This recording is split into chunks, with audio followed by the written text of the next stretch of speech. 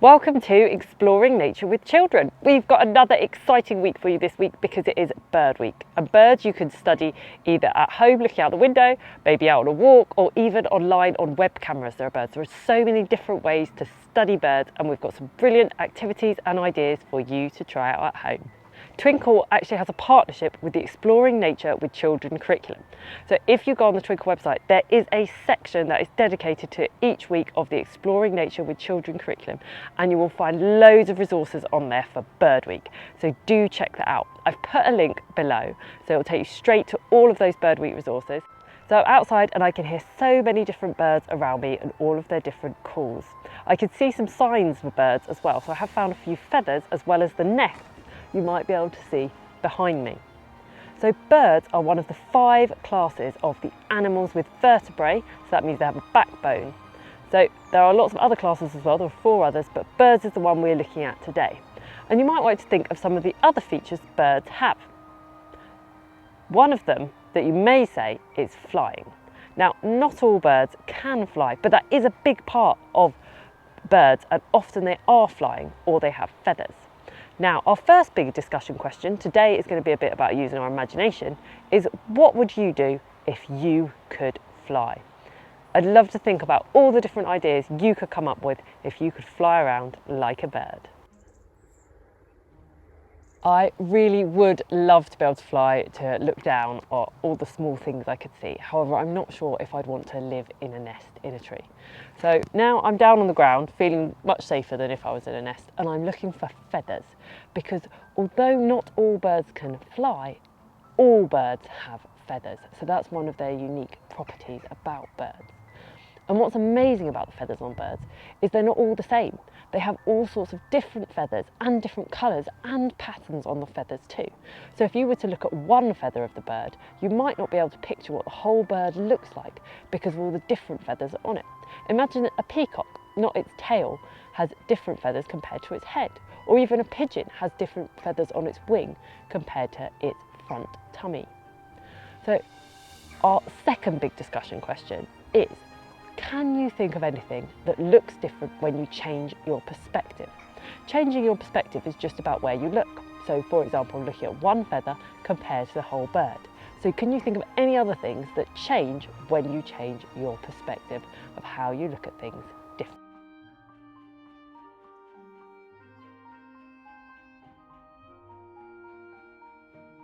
Feathers are super pretty, and there are so many different types, as we just spoke about. Birds have different feathers on them. So our final discussion question is another creative one. I want you to think about what you would look like if you were covered in feathers. What kind of feathers would you have? What would you pick? Would you pick soft ones? Would you pick long ones? What colours would they be? What patterns would they have on them? And how would they fit together? Because again, birds have all sorts of different feathers all over them. So think about some of those amazing properties of feathers. You might want to have a look at lots of different birds or their feathers and see if you can come up with some amazing ideas for your feather patterns.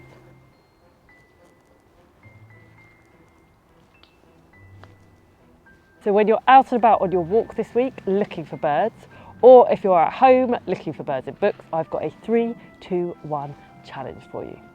So you need to find 3 different birds. Can you find 3? You might be able to hear 3 different birds.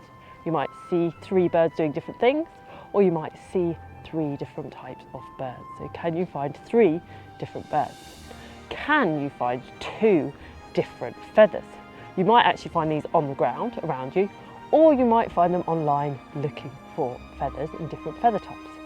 And then finally, can you tell 1 story about your feather? Again, let's use our imaginations to come up with those amazing stories. You might be inspired by reading our Twinkl book, The Tale of 2 Feathers, and there's also some worksheets attached to that too.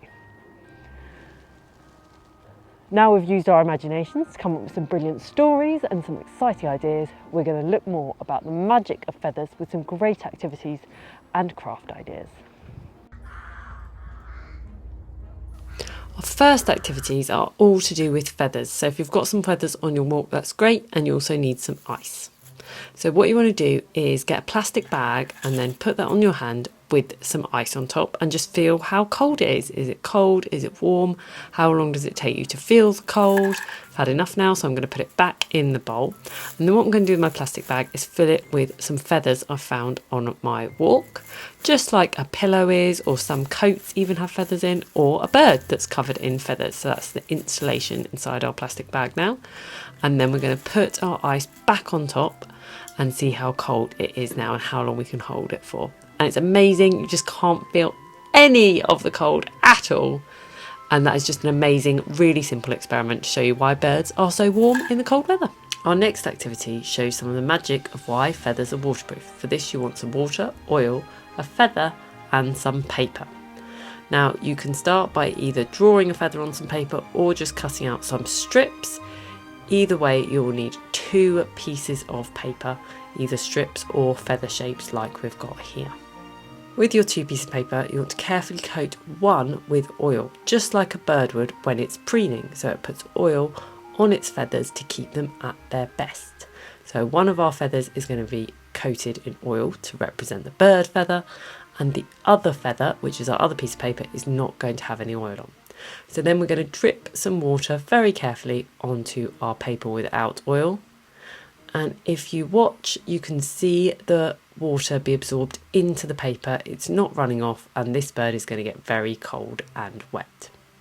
However, if we then pick up our feather with the oil on that we've coated in oil, just like a bird would preening, if you watch carefully, you'll be able to see the water doesn't absorb into the paper. The oil is repelling it away, and more of the water runs off the feather, which will keep the bird warm and dry.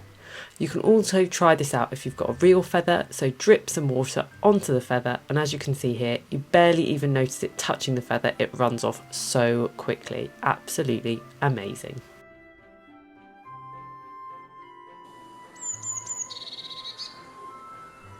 Now we've learned of some of the amazing properties of feathers and how they keep birds warm, we're going to have a closer look at how they build together to make the beautiful patterns on all the different birds. And we've got a lovely craft activity to match.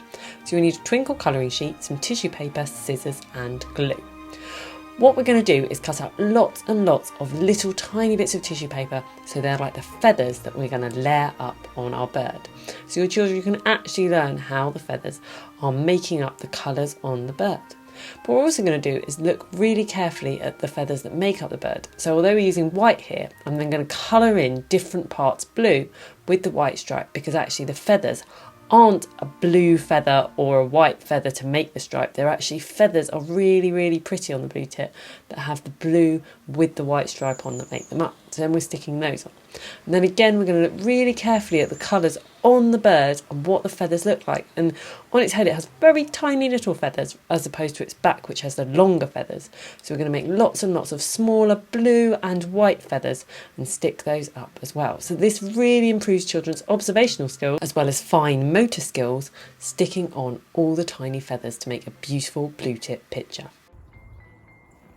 Our final craft activity is a brilliant one because it builds on the discussions earlier about what would you look like if you had feathers and making our own wings. And as you can see, all you've got to do is cut out some really big feathers with some tissue paper, and then using a strip of paper, stick those down on top of your strip.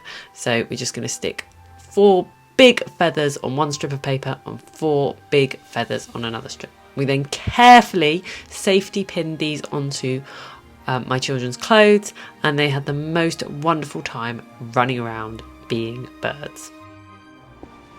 Thanks so much for coming exploring with us today and finding more about birds. Now, because it is winter, birds might like some bird food, and we haven't done a bird feeding craft, but there is one in Rachel's video all about seeds, which you can check out here. We've had a brilliant time looking at birds, the magic of feathers, and using them as inspiration for our imagination, coming up with all sorts of feather ideas, as well as thinking about what would happen if we could fly. We look forward to seeing you again soon for more Exploring Nature fun. Oh look, a robin! Oh, brilliant! Oh, it's gone.